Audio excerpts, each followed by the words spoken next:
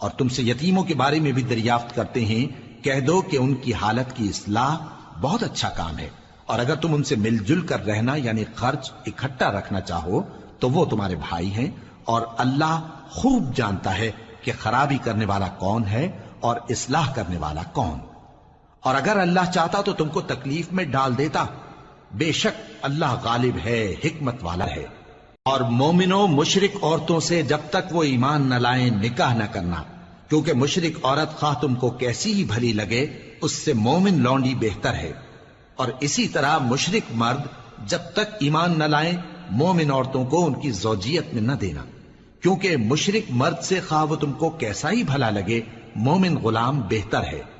یہ مشرک لوگوں کو دوزخ کی طرف بلاتی ہیں، اور اللہ اپنی مہربانی سے بہشت اور بخشش کی طرف بلاتا ہے، اور اپنے حکم لوگوں سے کھول کھول کر بیان کرتا ہے